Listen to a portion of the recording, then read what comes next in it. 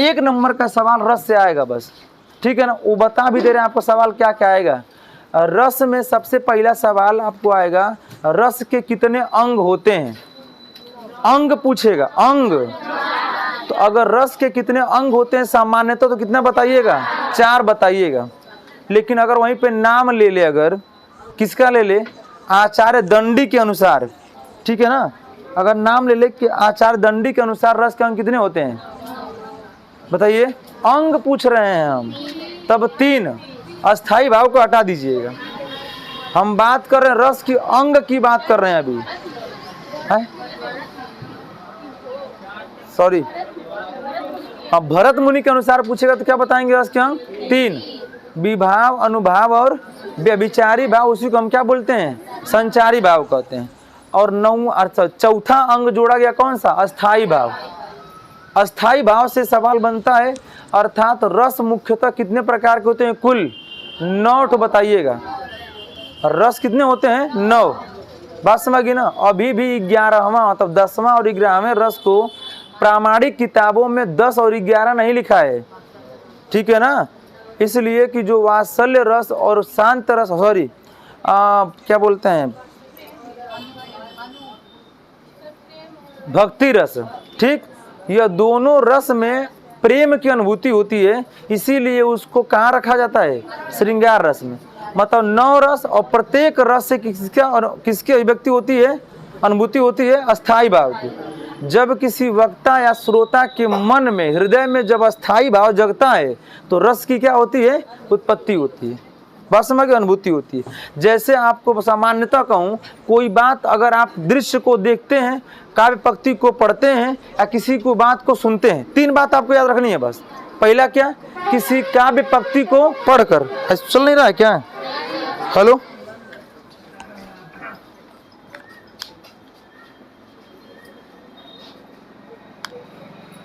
Hello, किसी काव्य पंक्ति को पढ़कर, पहला हो गया। इसलिए कि हम लोग रस की उत्पत्ति, रस को किससे व्याख्या करेंगे, काव्य पंक्तियों से।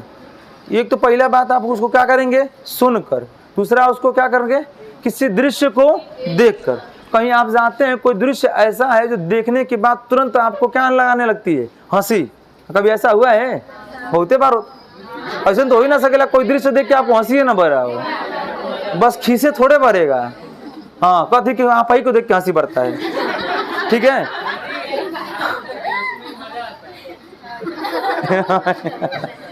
ठीक है, तो हाँ बताइए। भरत मुनि के अनुसार रस के अंग कितने होते हैं, 3। और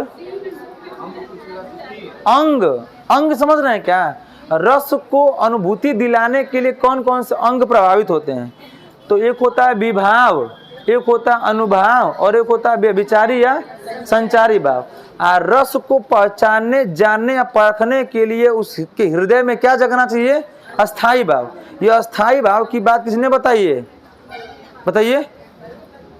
भरत मुनि तो अन्य व्याकरणों ने यह बताया कि प्रत्येक रस से किसकी अनुभूति होती है, अस्थाई भाव। जैसे इनकेस वीर रस कहा जा रहा है सामान्यतः, तो वीर रस का अस्थाई भाव क्या होता है, आप किसी पंक्ति को पढ़ने के बाद आप अंदर से क्या हो जाए, उत्साहित। जैसे उत्साहित होंगे, इसका अर्थात कौन सा बात कही जा रही है, वीर रस। आल्हा खंड आप पढ़े होंगे या सुने होंगे, चंद बरदाई का नाम सुने हैं, पृथ्वी राजरासो उनकी रचना है ना, उसका पूरा का पूरा आल्हा खंड जो है वो किसमें होता है, वीर रस में। छत्रसाल दशक या भूषण की रचनाएं जितनी हैं वो सब किसमें है, वीर रस में है। इसको पढ़ने से, जैसे नॉर्मल छोड़ दीजिए, सुभद्रा कुमारी चौहान का नाम सुने हैं, सुभद्रा कुमारी चौहान की एक पंक्ति है कि वीरों का हो कैसा बसंत, इनकी कविता है। उसमें आप झांसी की रानी का वर्णन वाला पंक्ति पढ़ेंगे कि बुंदेलो हर बोलो के मुंह हमने सुनी, कहानी थी खूब लड़ी मर्दानी वह तो झांसी वाली। इस बात को आप मेहरा के नहीं पढ़ सकते हैं, बात समझ गई ना। मतलब एकदम शांत सुशी, एकदम स्थिर होकर नहीं पढ़ पाएंगे।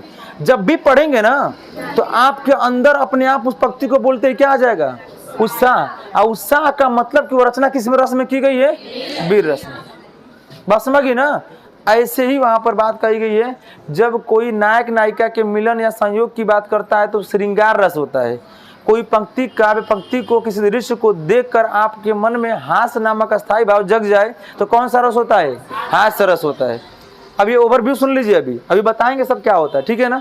ऐसे ही कोई व्यक्ति है, आप कहीं जा रहे हैं, देख रहे हैं किसी पंक्ति, किसी दृश्य को आपने देखा, कोई पंक्ति को पढ़ा, कोई कहानी सुना आपने, और उस कहानी में आपको सुनते ही देखते ही शोक जग जाए, आपके हृदय में स्थिरता आ जाए। और शोक का मतलब कौन सा रस हो जाएगा? करुण रस। करुणा का भाव सबके अंदर होता है, सिंपैथी सबके अंदर होती है। कोई जबरदस्ती कहे कि उनके प्रति आप सिंपैथी जताइए, होगा? आपके अपने आप हृदय में क्या हो जाएगा? वो सिंपैथी जग जाती है। ऐसे ही अगर कहीं आप जाते हैं, किसी दृश्य को देख के आप कहते हैं अरे ऐसे कैसे हो गया, तो आपको क्या हो गया? आश्चर्य। और आश्चर्य होना किसका अस्थायी भाव होता है? विभत्स रस का। नहीं पढ़ेंगे क्या ये सब? ऐसे ही 9 ठोक पढ़ाएंगे आपको रस, सॉरी, अद्भुत रस का अस्थायी भाव क्या होता है? विभत्स का क्या होता है? विभत्स का जुगुप्सा होता है। जुगुप्सा माने क्या होता है? घृणा। कहीं कोई आप किसी को देखते हैं या किसी को देख के क्या लगने लगते हैं? लगता है आपको अप्रिय। और जब किसी को देख के, किसी पंक्ति को सुन के या किसी दृश्य को देखकर अप्रियता का एहसास होगा, वह कौन सा रस आएगा? बताइए। अप्रियता मतलब घृणा, और घृणा नामक अस्थायी भाव जगना कौन सा रस कहलाता है? विभत्स। और कभी कभी आप देखेंगे कोई बात सुनने के बाद अंत पड़ाव में यही कहते हैं कि अब बहुत किए, अब मुझे शांत, धैर्य या विनम्र हो रहना चाहिए। और वह कहाँ चला जाता है? जब उसी को बोलते हैं क्या? वैराग्य धारण कर ले। वैराग्य का मतलब लोभ मोह माया क्या करिए? देखते हो घर में जो बूढ़े बुजुर्ग हो जाते हैं, उनके अंदर अरे हाउ अब ऐसा मौसम हो गया ना, आ खेते में मान लो गोईठा वोईठा पात के रखल है, इन केस भूसा उसा रखा है बरे चाहे कोनो चीज, दिन बुनिया घटवा घेर ले कहाँ थी ना से उठावत ना वहाँ से भीज जाई दिन न कब अच्छा बेजात ना है 5 मिनट बस, अब करे बाद फिर चालू होता कि नहीं होता है? अक्सर देखे होंगे यार। तब उसमें गुस्सा कहेंगे तो अके क्या टेंशन हमें क्या ना करे क्या, तो अके बुढ़ौती में शांत 2 रोटी खैले से मतलब हो, तो अके चुपचाप खाना मिले खाना, तू चुप हो जाइए फिर करे बात, ठीक है ना। इसलिए कि उनके अंदर वह शांत अभी नहीं है, मतलब ऐसा है। और कुछ लोग देखेंगे परले आ गए तब कोनो बात, कोनो दिक्कत ना। हाँ, तो उस तरीके का होता है वैराग्य धारण कर लेना, वही कहलाता है अंतिम में शांत रस। शांत रस किसने बताया है? अभिनव गुप्त ने बताया हुआ है। शुरू में रस कितना था? 8 ही था, लेकिन अभिनव गुप्त ने बताया कि नहीं, शांतो 80 अशांत, हाँ नवम, दिस इज वही शांत रस कौन होता है? 9वां रस होता है। अस्थाई भाव उसका क्या होता है बताइए? निर्वेद होता है। और निर्वेद का मतलब होता है वैराग्य, शांत की तरफ, मतलब भगवान की भक्ति में क्या हो जाना? लीन हो जाना। जो भी किसी भी धर्म को आप मानते हो, उस धर्म के देखते होंगे, चाहे हिंदू हो, मुस्लिम हो, सिख हो, ईसाई हो, धर्म के बाद से धीरे धीरे धीरे धीरे उल्लेख को माला इतरे जपेंगे, ठीक। तो उसी पर कबीरदास जी कहें कि माला जपने से कुछ होगा नहीं, आप मन को, तन को और चित्त को क्या करिए? शुद्ध रखिए। और जब शुद्ध एकाग्र करेंगे तो माला जपने से भगवान की प्राप्ति थोड़े हो जाएगी कि माला जो तो भगवान आ जाएंगे, ठीक। मन में खोट लिया माला जप रहे हैं, अरे मारो मार, ठीक। क्या मतलब है? एक तरफ उधर आप हिंसा पे उतार हुए, उधर कहेंगे कि माला जप रहे हैं, ऐसा कुछ भी नहीं हो, चाहे कोई भी धर्म हो, ठीक। तो यहाँ पर देखेंगे तो बस ये बता दिया आपको, हम पढ़ाएंगे और भी ऐसे कि हास्य रस का उदाहरण क्या होता है। लेकिन आपको बता दूं कि आपको सुपर टेट शिक्षक भर्ती परीक्षा में रस के बस अंग और रस कितने होते हैं इतना पढ़ लेंगे तो आपका शिक्षक भर्ती का 1 नंबर आपका पक्का हो जाएगा। बात समझिए ना। अर्थात रस के अंग में सबसे पहला क्या होता है? विभाव। विभाव संख्या कितनी होती है? 2। दूसरा आपका होता है अनुभाव। अनुभाव के अंक कितने होते हैं? 4। अगला हम जानेंगे संचारी भाव, या इसी को हम बोलते हैं क्या? व्यभिचारी भाव। व्यभिचारी भाव जो होंगे वो आपको कितने बताए जाएंगे? 33। और अंतिम आपका होता है कौन सा? अस्थाई भाव। अगर रस की संख्या 9 है तो अस्थाई भाव भी कितने हो जाएंगे?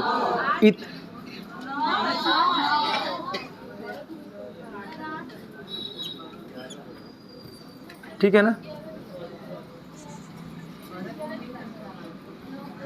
अभी आप मतलब मेरी क्लास में आप लोग लेक्चर सुने नहीं है, इसका मतलब कौन मतलब है फिर? अभी हम बताए हैं कि आप नॉर्मल किताब प्रमाणिक को छोड़ के पढ़ेंगे तो रसवा 11 को लिखा होगा किताबिया में। तो अब प्रामाणिक क्या माना हुआ? 11 आज भी एग्जाम में आ जाएगा, 11 मारेंगे गलती हो जाएगा बाबू। हाँ, मैं आपको बता दूं आपको कि रस के और कितने प्रकार के होते हैं, तो आप 9 ही बताइएगा। कितना बताएंगे? 9। वहां से पूछ सकता है कि 9वां रस किसने बताया है, तब बता सकते हैं अभिनव गुप्त ने। अब देखिए, प्रत्येक रस से एक अस्थाई भाव की उत्पत्ति होती है। हमने बता दिया 9, तो 9 रस है तो अस्थाई भाव भी कितने होंगे? 9 होंगे ना। अब बात करेंगे सर 11 क्यों बताया गया है, तो आपको बता दूं 10वां रस है वात्सल्य रस और 11वां रस है भक्ति रस। वात्सल्य रस और भक्ति रस दोनों का स्थायी भाव जानते हैं क्या होता है? रति होता है, प्रेम होता है। जबकि आपको सबसे पहला रस पढ़ाएंगे श्रृंगार रस, और श्रृंगार रस का स्थायी भाव क्या होता है? प्रेम। ठीक, तो जब नायक नायिका के संयोग और वियोग का वर्णन किया जाता है तो वह रति प्रेम कहलाता है, वह श्रृंगार का वर्णन करेगा।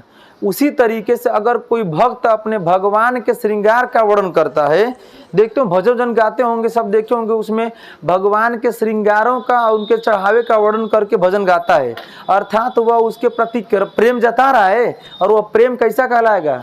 भक्ति रस कहलाएगा।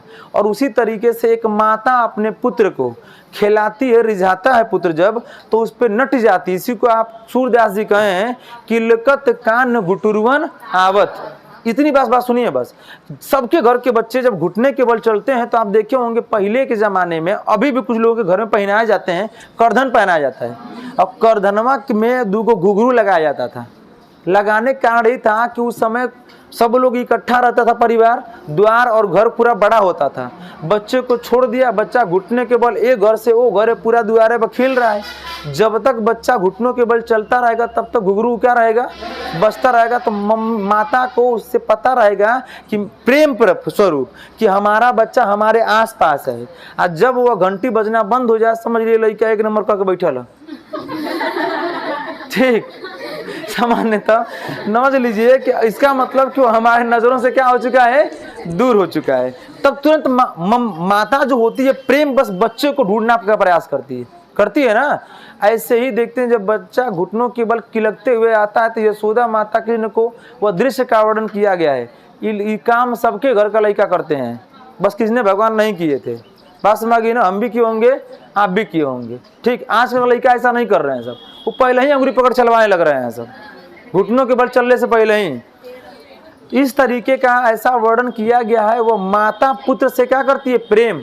और वह प्रेम अस्थाई भाव उसके मन में जगा तो किसका हो जाएगा? वो श्रृंगार रस। श्रृंगार रस का वर्णन की बात करेंगे, अक्सर देखे होंगे घर में माता हम कौन है भाई, कहाँ हो गया? अक्सर वो म्यूजिक विरह वाली म्यूजिक है वो। ठीक, देखिए तो माता देखते होंगे अक्सर लड़का होगा ना तो उसको फराक पहना के भर घर घुमाएंगी सब। कभी ऐसा देखे हैं? हर लड़का हो और के फराक पहना करे हमारी बहनी आ गई, आए बहन हो जाता चियार देंगे। ठीक, ऐसा भर घरे घुमाएंगे लोग। आज उस समय है बच्चों का लड़कों का मन करता है पहनने का। हाँ, वही तो होता है ना। तो अब उसी में सब नार्सिज्म की भावना आ जाती है। तो वही में मैं बताया था कि जब ऐसे बच्चे करते हैं तो घुमाते हैं सब। आजकल चलचित्र का जमाना है, टेक्नोलॉजी का, तुरंत हर अदा का क्या खींचते हैं? फोटो। पहले क्वेश्चन होके में ना करे, बस माइंड में, दिमाग में कैसा होता था। बात समझी ना? जैसे पहले होता था, जैसे हम लोग मम्मी कहते हैं तू हम ऐसा नहीं रहा ना, कोई बात है तोरी बेबना रहा तो देखा लू का। आजकल लड़का कौन कह दे रुक लिया, फोटो एल्बम निकालते रहे, तुरंत देखा देख ऐसा नहीं तो रहा। अब लड़का लड़की शर्मा आते दिस जम करिया थे पहले ऐसे था। अब ना क्रीम का फिर रबड़ी लगा के गोर हो गया है, तो ऐसे हो जाता था। तो उसी तरीके का शुरू में बच्चे अगर नटखट नहीं है, चंचल नहीं, तो लड़का नहीं है। ऐसे ही लड़की होगी तो उसको भी लड़का वाला कपड़ा पहना के अलग ऐसे करके लोग क्या करते हैं, मतलब वात्सल्य रस मतलब रस, प्रेम की अनुभूति करके उसको क्या करते हैं, तो दोनों में क्या दिखा स्थायी भाव, प्रेम। और प्रेम कहाँ पढ़ा चुके हैं, श्रृंगार रस में। तो श्रृंगार रस के अंदर उसको बताया गया है, वह अलग से नहीं है। बात समझिए ना। अगर आ जाए कि अन्य व्याकरणों द्वारा अन्य दो रस कौन से बताए गए हैं, अगर ऐसा आएगा तभी आप वहां पर भक्ति रस और वात्सल्य रस को मारिएगा, जबकि सुपर टेट की परीक्षा में यह सवाल कदापि नहीं आएगा। सुन लीजिए, बात समझिए ना। जो सवाल आएगा मैं बता दिया हूं आपको, कितना नंबर आएगा, हिंदी व्याकरण टोटल में से 20 नंबर का आएगा। सभी से 5 गुना न पूछी, मैं आपको बता दे 1 नंबर का आएगा। और क्या आएगा, बस इतनी बात पढ़ लीजिएगा, 1 नंबर पक्का। उदाहरण बहुत विशेष दिक्कत नहीं है उदाहरण का पढ़ने। यहाँ से आप पहला पढ़ ली, विभाव क्या होता है, अनुभाव क्या होता है, संचारी भाव या व्यभिचारी भाव क्या होता है, वो भी 33 बस नाम याद रखिएगा। 33 कौन कौन सा है भी नहीं पढ़ने की जरूरत है, बस इतना याद रखिएगा कि संचारी भाव संख्या कितनी होती है, 33। डायरेक्टली आपको वीडियो की परीक्षा में पूछा गया, डायरेक्ट एकदम पूछा सवाल कि व्यभिचारी भाव की संख्या कितनी होती है, 33। बात समझिए ना। और अगला सवाल पूछेगा अस्थाई भाव, यह न पूछकर सीधे पूछ देगा किस रस का कौन सा अस्थाई भाव होता है, अभी वहां पे हम लिखवा देंगे। बात समझिए ना। चलिए अब रस की बात करेंगे। तो रस की के लिए एक शब्द लिखा गया है, रस का शाब्दिक अर्थ होता है स्वाद। और वह स्वाद कैसा होगा, आनंद रूपी, जो किसी व्यक्ति या श्रोता या वक्ता के हृदय में जगेगा, जीभ पर नहीं। इस स्वाद का मतलब जीभ मत समझिएगा, यह स्वाद या यह आनंद कहाँ जगेगा, उस श्रोता या वक्ता के हृदय में, ठीक है ना। अब बात करेंगे, यहाँ से एक पंक्ति आपकी आएगी कि एगो काव्य ग्रंथ है, इसका नाम है नाट्य शास्त्र। पिछली बार इसमें अलंकार में बताए थे, नाट्य शास्त्र किसने लिखा हुआ है, भरत मुनि ने। सवाल बनेगा कि भरत मुनि के अनुसार उन्होंने एक ग्रंथ लिखे नाट्य शास्त्र। नाट्य शास्त्र के किस अध्याय में, 6वें एवं 7वें अध्याय में किसकी व्याख्या की गई है, रस की व्याख्या की गई है। मतलब भरत मुनि के अनुसार एक भरत मुनि ने क्या लिखे हैं, ग्रंथ। नाट्य शास्त्र क्या है, यहाँ पर ग्रंथ है। इस ग्रंथ का नाम है कौन सा, नाट्य शास्त्र।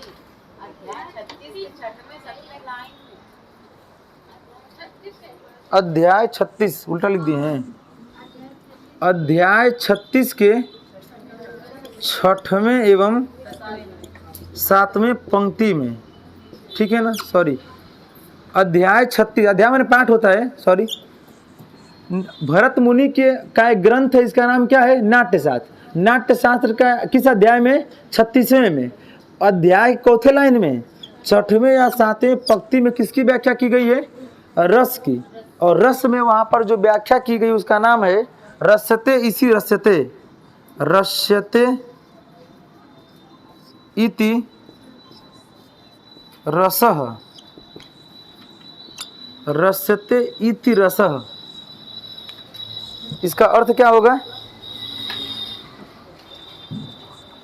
इसका अर्थ होगा, देखिए यहाँ पर रस्यते इति रस। इति माने क्या होता है संस्कृत में, बताइए, ऐसा ही। मतलब जब किसी श्रोता या वक्ता के मन में रस की अनुभूति हो जाए, मतलब किसी की ऐसा ही ऐसा दिखे रस के अनुवाद, उसी को हम क्या बोलते हैं, रस कहते हैं। जब तक रस नहीं आएगा तब तक आपको उस हृदय में क्या नहीं होगा, आज जैसी आनंद हो, कोई भी हो। अब कहेंगे सर जी हर दशा में करुण हो तब भी आनंद आएगा। आनंद का मतलब कि कुछ भाव जगे, और उसी भाव की बात नाट्य शास्त्र में सूत्र लिखा गया है। ठीक, इतनी बात लिखी है सब लोग, इतना तक। इसके नीचवा एक ठो स्टार या बना के लिखिएगा, जो भी अपने पॉइंट के आधार पे लिखिए। रस का सर्वप्रथम उल्लेख, रस का सर्वप्रथम उल्लेख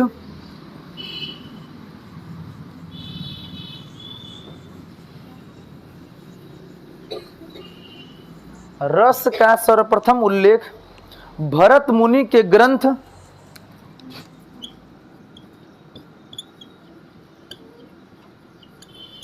भरत मुनि के ग्रंथ नाट्य शास्त्र में आए सूत्र, भरत मुनि के ग्रंथ नाट्य शास्त्र में आए सूत्र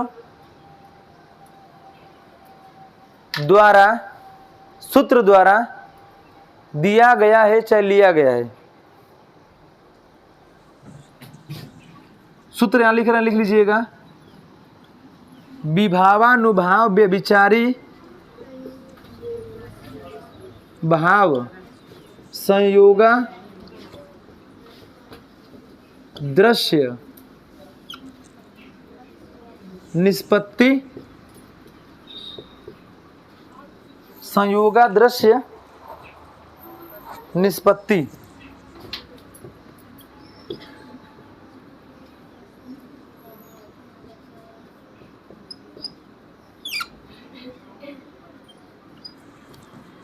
यह सूत्र है और यह सूत्र किस में आया था?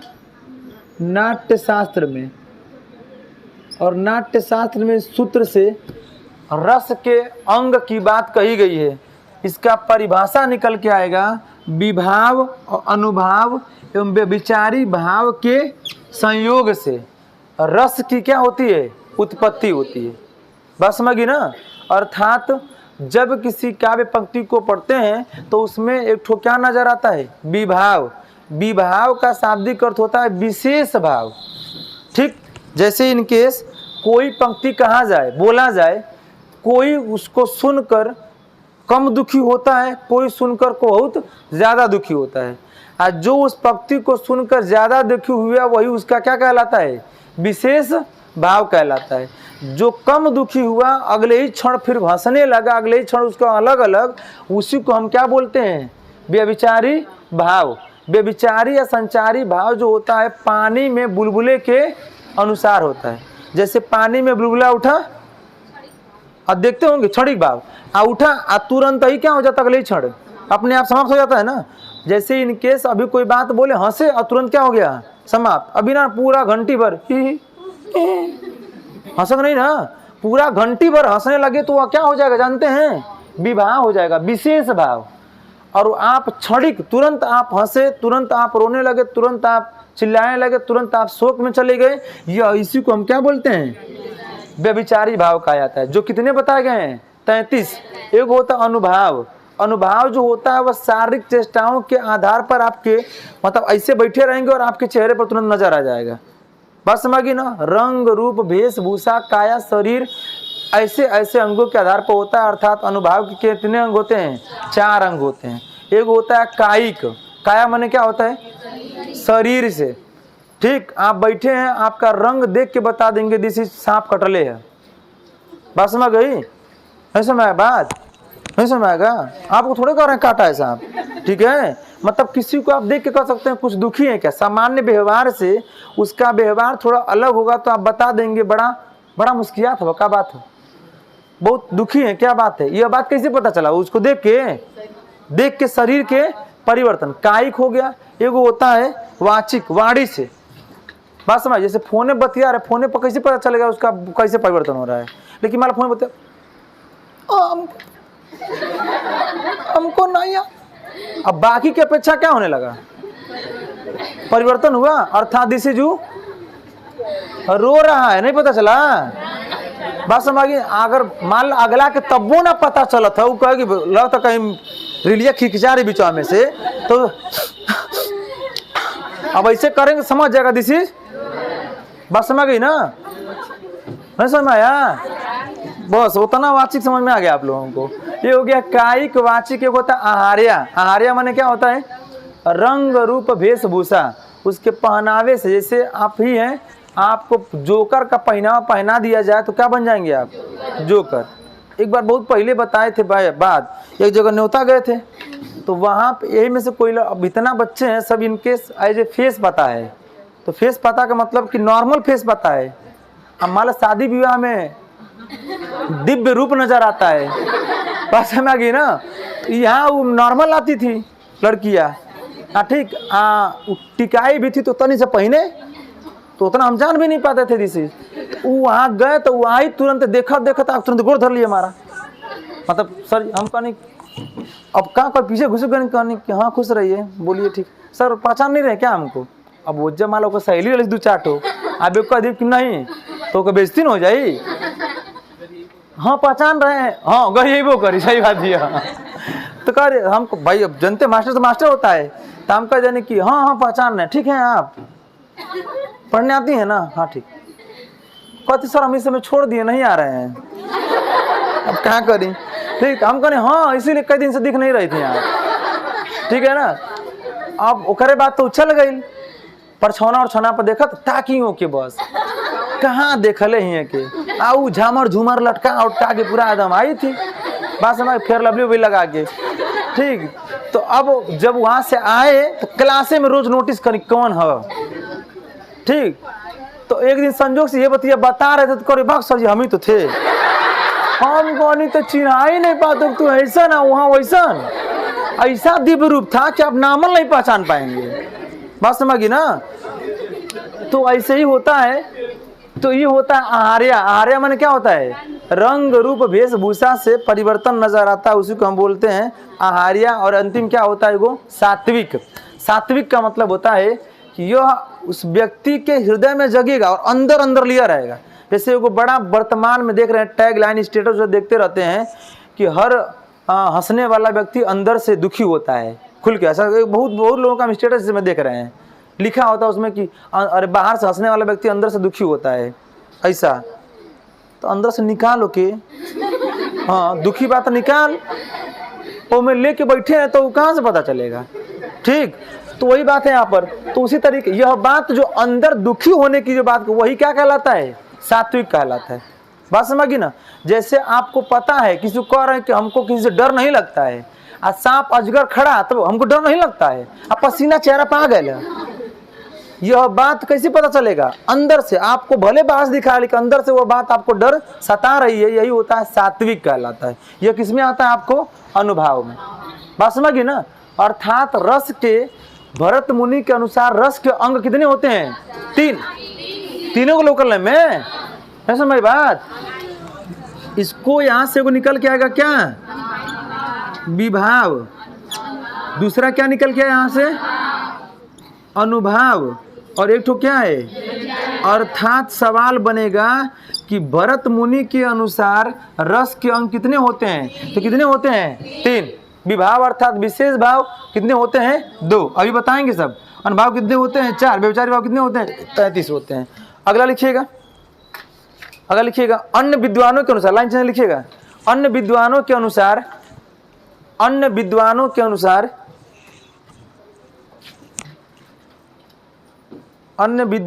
अनुसार रस का चौथा अंग अन्य विद्वानों के अनुसार रस का चौथा अंग अस्थाई भाव बताया गया है। अस्थाई भाव बताया गया है। अस्थाई भाव को क्या कर लीजिएगा वहीं पर अंडरलाइन कर लीजिएगा ठीक है ना। अब यह बात अपने अनुसार लिख सकते हैं वहां पर जिसकी उत्पत्ति प्रत्येक रस से होती है। इसकी उत्पत्ति किससे होती है प्रत्येक रस से होती है बताओ थे बे लिखा रहे हैं वो भी प्रत्येक रस से होती है। लाइन चेंज कर लिखिएगा। एक बार उसी में लिखवा दिए हैं एक बार ऐसे इसको लिखना है। जैसे पढ़ेंगे तो कुछ जगहों पर लिखा अन्य विद्वानों के अनुसार और उसके आगे लिखिएगा लाइन चेंज कर लिखिएगा। परवर्ती वैयाकरणों ने परवर्ती होता है परवर्ती माने बाद की। परवर्ती वैयाकरणों ने यह भी सवाल आता है एग्जाम में जो व्याकरण जानता है उसे क्या बोलते हैं वैयाकरण बोलते हैं। वैयाकरणों ने ऐसे लिखा जाता है वैयाकरणों ने आधा व यह नहीं रहेगा। वैयाकरणों ने आचार्य भामह को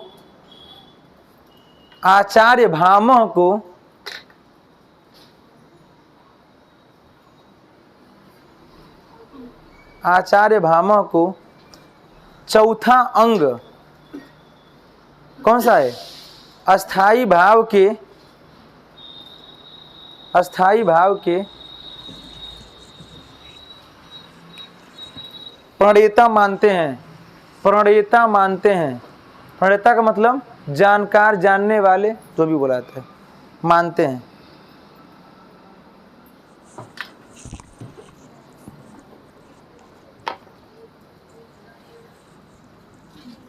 अब लिखिएगा अगला हेडिंग डालिएगा, रस के प्रकार। लिखिएगा रस के प्रकार, पहले लिख लीजिए रस के प्रकार, फिर चारों लिखवा देंगे आगे। लिखिए रस के प्रकार।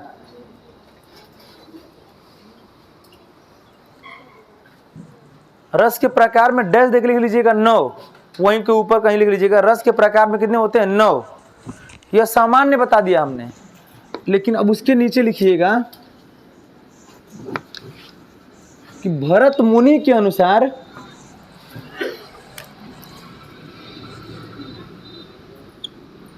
रस कुल कितने होते हैं 9।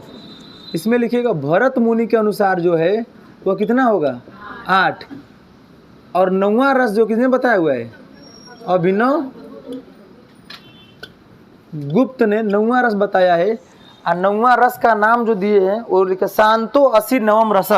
लिखिएगा शांतो 80 नवम रस, मतलब जो शांतो 80 माने क्या होता है, शांत रस जो है 9वां रस के बारे में कहा जाएगा। ठीक है ना, किसने बताया हुआ है अभिनव गुप्त। मतलब कुल रस कितने हो गए तब 9।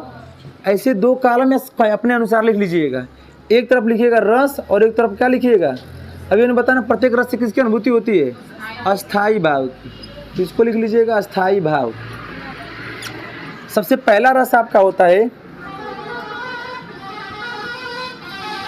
श्रृंगार रस। सही लिखिए ना, श्रृंगार रस।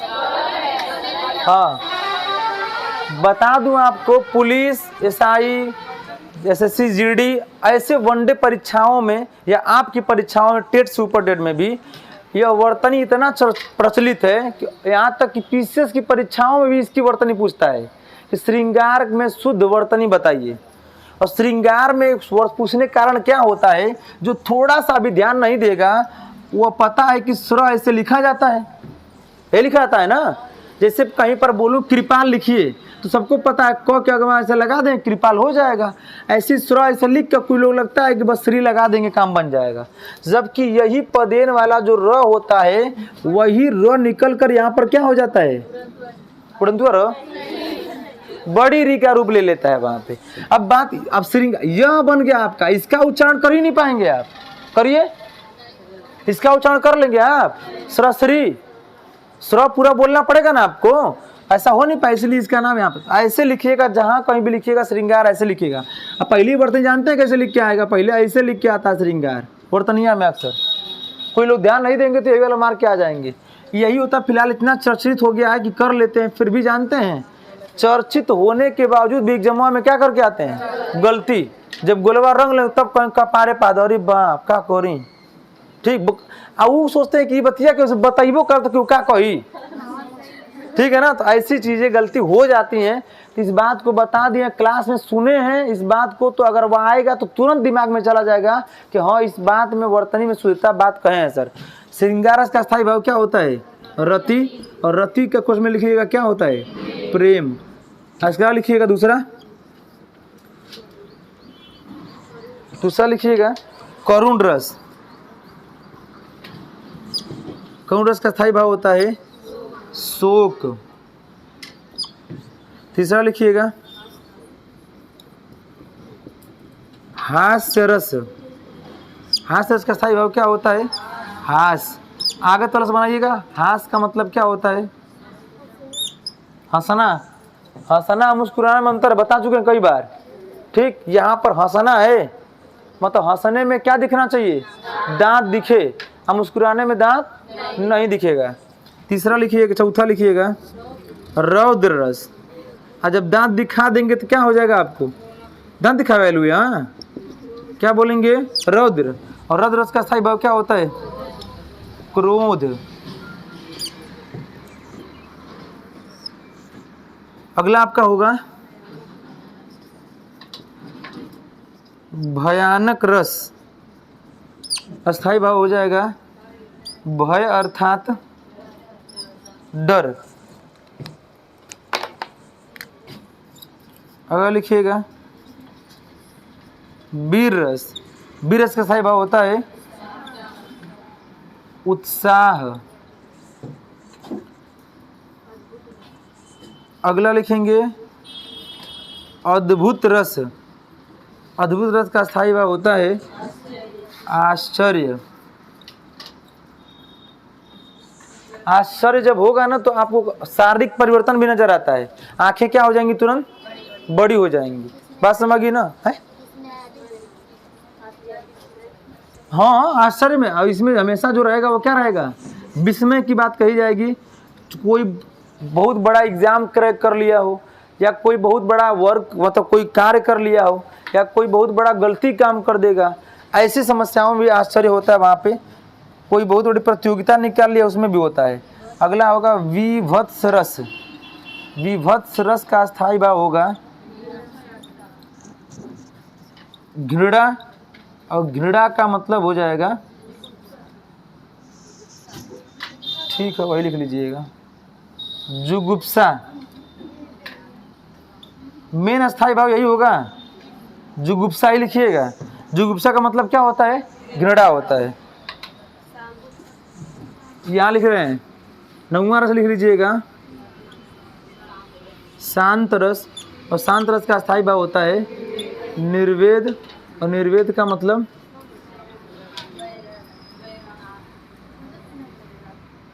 वैराग्य। यह आपका हो गया 9 रस, और प्रत्येक रस से अस्थाई भाव जगता है, और इसी को हम बोलते हैं जो हृदय में व्यक्ति के जगता है। इसमें कोई समस्या, इसको ऐसे ही पढ़ जाइएगा, 1 नंबर पक्का है यहीं से, बात समझी ना।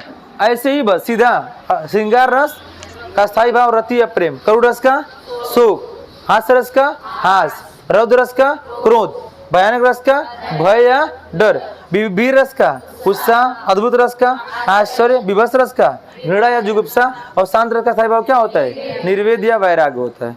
ठीक है ना, थोड़ा थोड़ा समझ लेंगे। देखिए प्रेम मैंने बता दिया अभी आपको, प्रेम 3 तरीके का होता है, एक नायक नायिका का होता है, एक भगवान का भक्त का भगवान से, और माता का पुत्र से। अब कैसी पढ़ा थे जब का सर पिता का पुत्र से होगा तब, तो वहाँ पे माता पिता दोनों की बात कही गई है। वहाँ पे माता हम बोल रहे हैं बार बार, तो समझिएगा नहीं कि नहीं, माता पिता दोनों का प्रेम पुत्र से है चाहे पुत्री से है, जो भी हो, तो वह क्या हो जाएगा, वो सब प्रेम आएगा, वात्सल्य का आएगा। करुण रस का स्थायी भाव क्या होता है, किसी दृश्य को देखा आपने, इन केस कोई घटना घट जाती है या कोई शव लेके जाता है इन केस कहीं पर भी जहाँ जलाने दफनाने के लिए, तो आप देखते ही मान लो कोई बात को आप देख के हंस रहे थे, आप उसको देखते ही तुरंत आप क्या हो जाते हैं, शांत। ये कोई कहा है आपको, लेकिन आपको देखते ही तुरंत आपके हृदय में क्या जग जाता है, शोक जगते ही तुरंत आप मतलब कौन सा रस की उत्पत्ति हो गई। अगला लिखा है हास्य रस, हंसने का होता है। कोई दृश्य देखा आपने, कोई पंक्ति सुना, आप तुरंत ही क्या कर दिए, हंस दिए। हाँ ही हंसे मतलब अर्थात हास्य रस हो जाएगा। कौन सा रस हो जाएगा, रौद्र रस क्या हो जाएगा, क्रोध हो जाएगा। क्रोध का मतलब जैसे मान लीजिए वही ही हंसा तो फिर चढ़ दे एक चमाचा आके कौन लगा दे, किसको लगाया गया था, रिंकी के पापा को। जब लगा था तो वहां पर तुरंत वो क्या हो जाएगा, क्रोध। हाँ क्रोध का मतलब क्या हो जाएगा, कौन सा रस। अगला होता है भयानक, डर।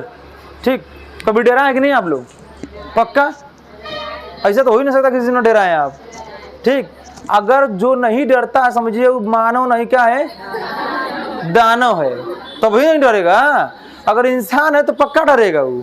ठीक, तो अब देखिए कुछ लोग कहते हैं हमारे पापा से डरते, पापा से डरा थोड़े जाता है, बस एक सम्मान होता है कि मतलब वो कुछ कहता हो तो चुपचाप मुड़ी मुझे सुन ला, अब मुड़ी ऊपर कैला तो मुड़ी नीचे करवा दिया जाएगा, बस समझ ना, दिस इज पावर ऑफ पापा। ठीक, ये होता है आपका भय भयानक रस। अगला क्या होता है, वीर रस। मैं बताया हूँ जब कोई पंक्ति को पढ़ के सुन के या देखते हो, कभी कोई जैसे आप देखे होंगे कोई कार्य है, अब बहुत 4-5 लोग मिल के किसी कार्य को, किसी लकड़ी को, किसी रस्सी को खींच रहे हैं, और उसमें देखते हो बोलेंगे चला एक साथ जोर लगा के ऐसा, आप बारी बारी खींचेंगे, घिंचाएगा, आप सभी लोग कहेंगे सब लोग एक साथ अब जोर बांध के, एक साथ करते हैं पेड़ तुरंत उखड़ जाता है, ऐसा नहीं कब हुआ है? तो दिस इज जो क्या हो गया? उत्साह। अगला क्या होता है? अद्भुत रस। क्या हो जाएगा? आश्चर्य। जैसे बोले अरे पप्पू पास हो गया, बात समझ गई ना? तो अरे जो शब्द निकला है वो किस में निकला होगा? और इसका मतलब क्या हो गया आपको? अद्भुत। अगला क्या होगा? विभत्स रस, घृणा। जैसे मैं बताया था, इनकेस मान लीजिए आप रोडे पे आ रहे हैं, अब मान लीजिए कोनो गाय भैंस मर के उलट के ही तरह दाँत यार उल्टी है, चारों कोड़ ही तरह फूल गई है, अब बसा रहा है, हाँ तड़ी फतड़ी बहरे निकल गई है। अब वहाँ से आप उसको देख के 2 कोस दूरे से इधर घुरिया के जाएंगे।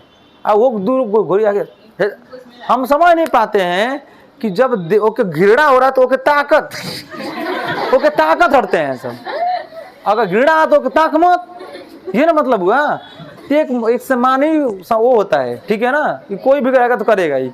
तो ये होता है आपको उसको देख के आपको क्या होने लगता है? घृणा। और घृणा में व्यक्ति के अंदर से एक भाव आता है, क्या? छी। किसका भाव आता है? छी का, ठीक है ना?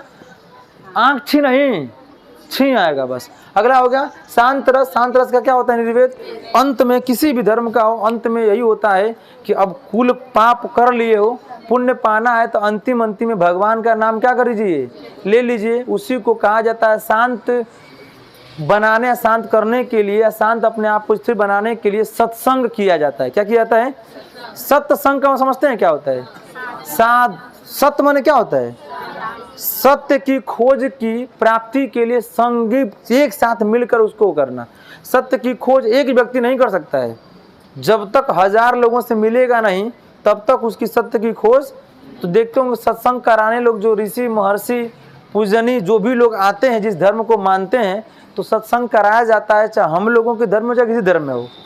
अपनी समाज के ग्रंथ के चीज़ों को बताने के लिए समय समय पर हर धर्म के लोग क्या करवाते हैं? वो सत्संग कराया जाता है। हम लोगों में सत्संग बोलते हैं, इन लोगों में मुस्लिम धर्म में उसे बोलते हैं उर्स या कुछ ऐसे बोला जाता है, जिसमें आते हैं लोग, बड़े बड़े लोग, क्या बोलते हैं? हम मजलिस बोलते हैं, सॉरी मजलिस बोला जाता है। तो वहाँ पे अलग अलग बहुत अलग अलग जगहों से लोग एक जगह जाते हैं और वहाँ पे बड़े बड़े लोग आते हैं, जो वक्ता होते हैं लोग, जो बहुत अच्छी ज्ञान रखते हैं लोग, ठीक है, वो आते हैं लोग। ऐसे गुरुद्वारे में भी जाएंगे तो बहुत बड़े बड़े वहाँ पे लगते हैं। वहाँ पर एक चीज़ आपको अच्छा लगता है, मुझे गुरुद्वारा में 24 घंटा लंगर क्या रहता है? चलता रहता है। एक बार हम भी उसका भाग, मतलब कहीं एग्ज़ाम देने गए थे पंजाब में, तो कहीं कहाँ खाना खाए के, कब दोस्तों चल जा, ठीक, गए लंगर में अपना एकदम इच्छा अनुसार, और वो भी एकदम साफ सफाई से, बहुत अच्छा ख्याल रखा जाता है। वहाँ जाने बाद आप जाइए एकदम इच्छा हिमा का बलग गल पर, अरे हम के इधर ले आप पता ले लिया थरिया में, पता ना कैसे वो भरे आई लेके। अब वहाँ एकदम आराम से, कोई बात नहीं, वहाँ पे लोग बोले आराम से, सबको मिलेगा, लाइन में लगा कर रहिए। इतना अच्छा बोलिए सा ना कि आप खुद कहेंगे हाँ भैया हम लाइने में रहो। लाइन ना रह पाओ था है अब वो गर्मी तो तुमका अच्छा रुक तो पत्तल फेंक पहले, ठीक है, हम समझा ही दें, ठीक है ना। वहाँ पे इतना प्यार से नहीं बोलते हैं, इतना बहुत समरसता से बोलेंगे सब कि आप तुरंत वो व्यक्ति खुद कहने लगा कि अरे मतलब हाँ भाई सही बात है, हम लाइन में रहेंगे। यहाँ का ठीक, गर्मी में काम खराब हो जाता है। ठीक हो गया आपका ऐसे शांत रस की बात खोज के लिए लोग पहुंच जाते हैं वहाँ पे।